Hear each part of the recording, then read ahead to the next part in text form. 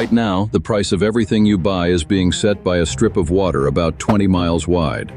Not by a central bank, not by a boardroom, by a choke point, and by the handful of people who figured out how to squeeze it. This is the Strait of Hormuz. In normal times, a fifth of the world's oil and gas moves through here every single day, threading through shipping lanes barely 2 miles across. For 50 years, the world treated that as a settled fact of geography, a pipe that simply stays open. It isn't open anymore. Since late February, this strait has been effectively closed, not for 48 hours, for 3 months. As you watch this, roughly 1,500 ships are sitting dead in the water, 22,000 crew trapped on board, traffic down more than 90%. The most valuable shipping lane on Earth has become a parking lot. But here's the part nobody's showing you. A closed strait doesn't make money disappear, it moves it. War risk insurance that cost a rounding error in January now runs 4 to 5 times higher, cancelable in 72 hours. Iran is reportedly charging over $1 million in tolls to let a single ship through. Every tanker that makes it is suddenly worth a fortune. Every one that doesn't is somebody's ruin. So this isn't really a story about a war. It's a story about leverage. How one heavily sanctioned country turned a line on a map into the most expensive toll booth in the world. And the bill is landing in every corner of the planet, including your gas tank. To understand how a strip of water this small got this much power, you have to look at the map the way they do. When you look at a globe, the oceans read as open space, endless, borderless, free. Global trade doesn't see it that way. A supertanker can't go just anywhere. It follows a narrow, predictable, repeating set of tracks, dictated by depth, by fuel, by where the cargo has to land. And a staggering share of those tracks converge on one place. This is the Strait of Hormuz. It runs about 100 miles long, but the length was never the problem. The problem is the pinch. At its tightest, just 21 nautical miles of water separate Iran in the north from Oman in the south. And for a fully loaded supertanker, the usable water is far narrower than that. To keep these steel leviathans from colliding, maritime authorities carved the strait into a traffic separation scheme, an ocean highway with rigid lanes. 2 miles wide inbound, 2 miles wide outbound, a 2-mile buffer down the middle. That's the trap. And it's a matter of physics, not policy. A fifth of the world's seaborne oil and gas has to thread itself through 2 lanes barely 2 miles across. There is no shoulder. There is no detour.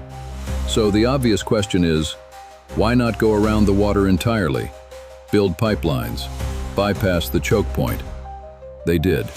Saudi Arabia and the UAE both run pipelines built for exactly this moment.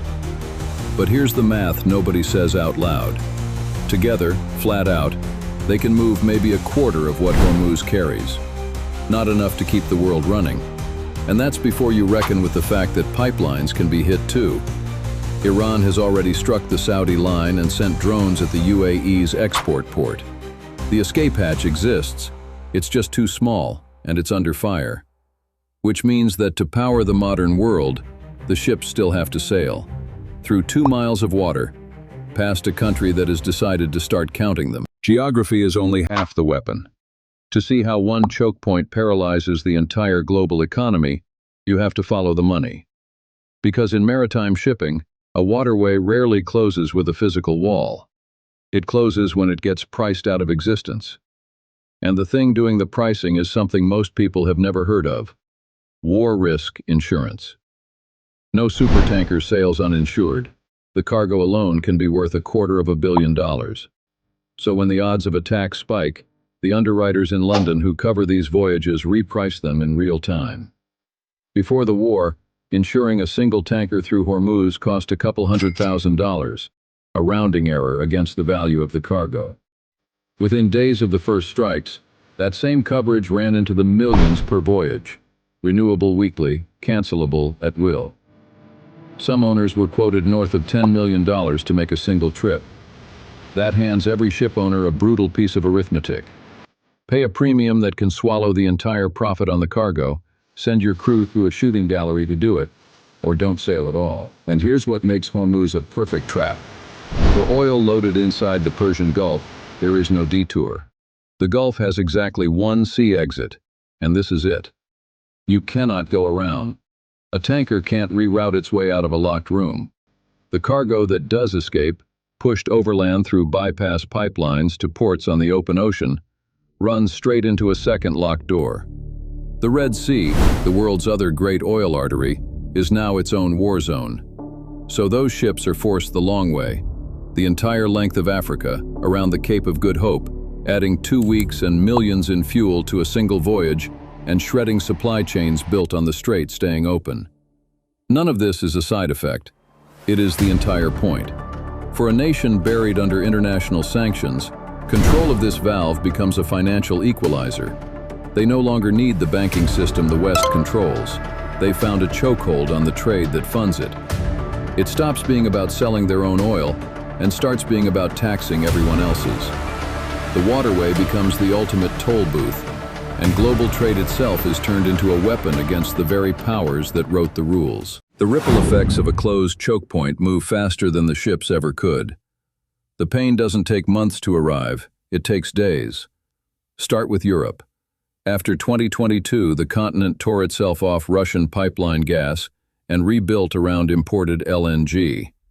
And a significant slice of that replacement gas, roughly a sixth of Europe's supply, comes from one country, Qatar. Nearly every molecule of it leaves through the Strait of Hormuz. So when that corridor choked, European gas prices spiked more than 20% in a single day, into a year when storage tanks were already sitting dangerously low. This is the same setup that, just a few years ago, forced German factories to idle their furnaces, not for lack of orders, but because they couldn't afford the power to run them. In Asia, the weapon is oil. The manufacturing engines of China, Japan, and South Korea run overwhelmingly on Middle Eastern crude, and they sit at the very end of the pipe that just got pinched shut. When the strait closes, their entire export economy starts running on a countdown clock. But this was never going to stay on the far side of the world. Oil is a single, globally priced commodity. It doesn't matter if your country pumps every barrel it burns.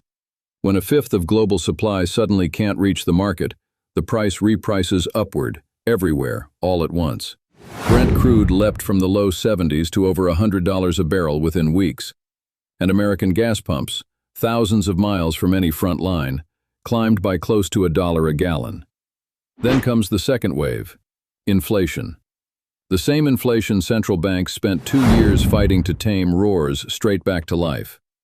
The Federal Reserve, which markets expected to be cutting rates by now, has watched those cuts get wiped off the calendar entirely, pushed back more than a year. Economists are measuring this single oil shock as 2 to 3 times larger than the crises of 1973 and 1990. And that is the true lesson of the Strait of Hormuz. It proves that in a hyper-connected world, you don't need a massive standing army to bring the global economy to its knees. You just need to hold the keys to the right 2 miles of water. The world is now racing to defuse the very trap we've just spent the last few minutes inside. As of this recording, a draft framework, mediators are calling it the Islamabad Agreement, sits on the table, brokered by Qatar and Pakistan. Its terms read like a price list for the choke point itself, a 60-day ceasefire, the immediate reopening of Hormuz with no tolls, a return to pre-war shipping volumes within 30 days, and, as Iran's price for cooperating, the lifting of the U.S. naval blockade on its ports. Officials on both sides say they're close, but close has been said before. A ceasefire in April was also supposed to reopen this strait, and within days, it hadn't. Whatever happens with this deal, one thing won't change. The world has now seen exactly what this stretch of water is worth, and exactly who controls it. That's the lesson the shipping industry can't unlearn. For decades, a fifth of the world's energy flowed through 2 miles of water, and almost nobody asked what would happen if it stopped. Now everybody knows the answer, in dollars, in days, and in points of inflation. So the rebuilding has already begun, regardless of how the talks in Islamabad end. Governments and shipping firms are quietly redirecting investment toward alternative corridors, new pipeline capacity, and energy sources that never have to pass this way at all. Not because the strait will close again tomorrow, but because everyone now knows the price if it does. The illusion was that global trade ran on open water. It never did. It ran on a handful of narrow spaces, and on whoever was willing to make them narrower.